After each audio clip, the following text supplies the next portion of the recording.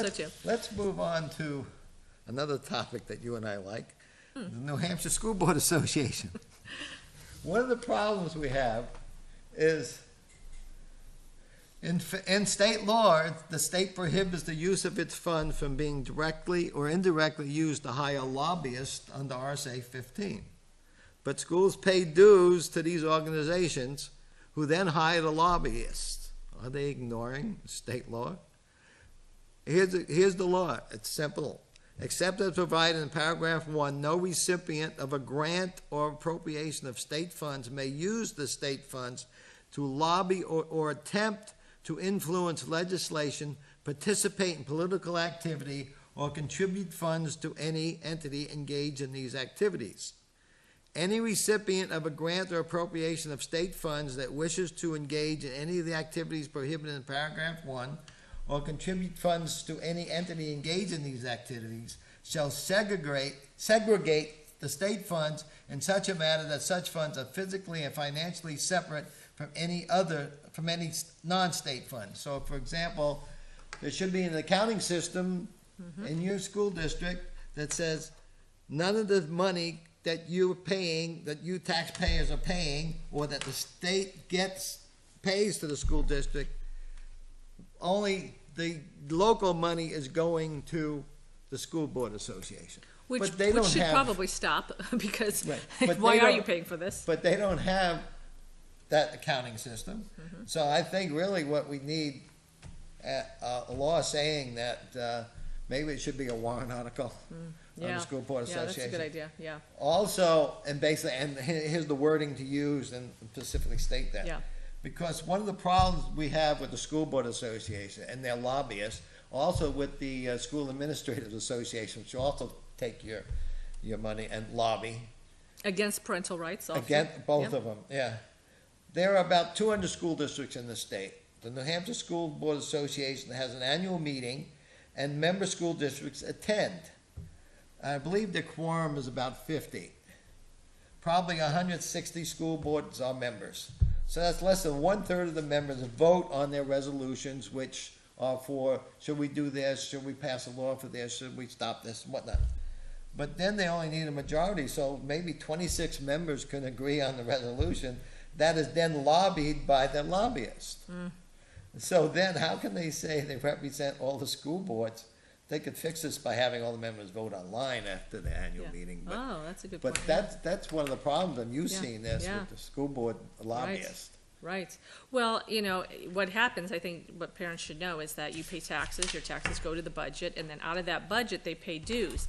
And so this is a lobbying organization for your school boards. However, your school boards are there to represent you.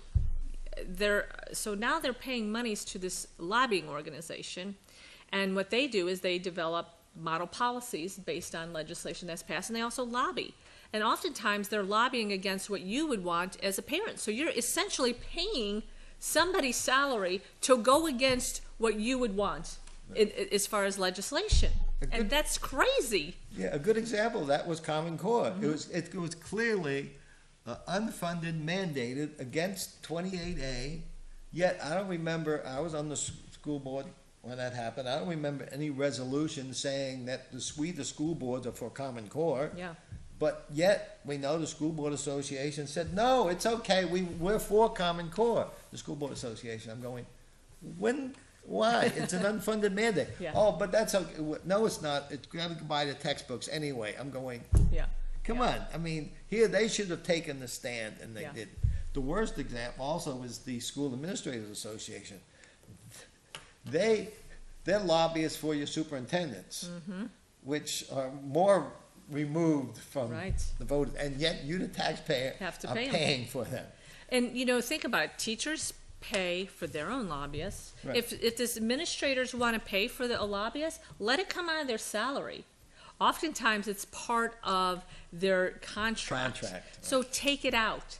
If you're a parent, if you're a school board member, stop paying dues to this organization. If your policies should come from your school board members. That's who should be drafting your policies. There are some schools that actually don't pay dues. So Right, Nashua just Nashua pulled just out. pulled out. Manchester hasn't been paying them. This is money that could be used in your classrooms. This is money that could be returned to you as taxpayers. Why fund these organizations to do what they should already be doing? Your school board should be doing, your administrators should be doing. I actually was for the school board association when I was on. I thought, hey, you guys doing a good job, you're teaching and whatnot.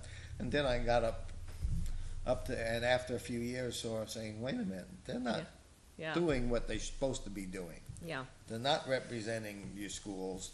Yeah. They're representing their own. They have a board of directors which they hand pick. You know, and I remember one time when they had an opening, and I was on the school board, and I said, "Hey, I want to fill that opening." Yeah. But they wouldn't appoint me because Oh. they knew me. But as soon as I was off the school board, they appointed somebody else Wow. to be on the Right. southeast. Right. But no way. So they it's wanted me on it. cronyism. Oh, cronyism, Yeah. right? And Yeah. they know me. That Yep. yeah. Yep. But We wouldn't want to voice a dissent on there now, would we? right. I mean, so the board of I mean, there's everything is fine. No Child Left Behind was a great bill. It was a Yeah. great law.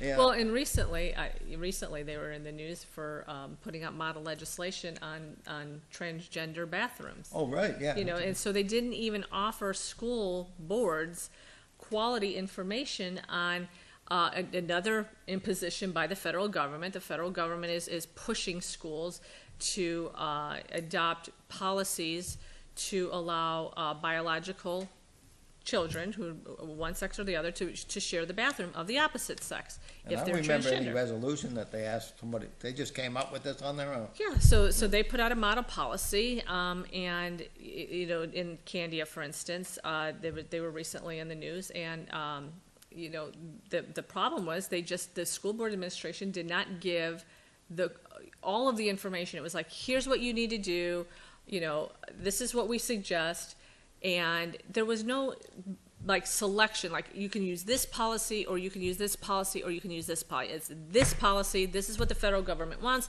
They want to, push this bathroom policy, and you And better locker accept rooms it. And so it's okay yeah. for a 16-year-old boy to shower with Yes. 13, 14-year-old girls. Right, exactly. And that's what it says in the policy, that locker rooms, restrooms, anything. So, these are the things that you should be concerned about as a taxpayer and parent. Okay. Also, since we're nearly running out of time, a little side note. Last show, we brought up the fact that schools must notify parents for any surveys, and that was the bill I pushed through last year. And school must publish the surveys for the parent to see at least 10 days before. And yesterday, while I was sitting there up in the legislature listening to hours and hours of bills, found out about a survey that was given to students in Manchester School to monitor their home activities, such as what food they were eating, television, et cetera, and parents were supposed to sign every day on what the kids did. Some parents refused, as they figured, hey, this is none of your business. Yeah, but then they found out that the kids that turned in these surveys, sound by the front, got rewarded in school. They got free pizza, and the kids that didn't, because the parents said it's none of your business, were punished for not being included. A form of bullying, let's be honest. Right. And that survey is against the law. I mean, even the federal law saying you can't ask those kind of questions. But I also understand today the vice principal of that school was given a copy of the law by, last time, I guess, Representative Victoria Sullivan, about what that law is. So Yeah. they're looking into it. Also, I understand the school committee was very concerned, and they're also looking into it. They should be concerned. That's a way of kind of intimidating and bullying. If your kid's going to be singled out, they don't get to be in the party. I mean, do we need legislation that says anti-bullying from administrators? I mean, come on, where is the common sense? You don't treat children like that. Right. That's sad. So it looked like the big clock on the wall says we're pretty much done. So thank you, Anne Marie. We had a Sure, that went by quick. good discussion. I know it always does. I go to the other shows. We're done. We're Yeah. ready. So thank you, and hopefully we can get this on YouTube soon and put it online. But Great. people in Litchfield will be seeing it 10 times in the next couple of weeks. Okay. So Thanks. thank you.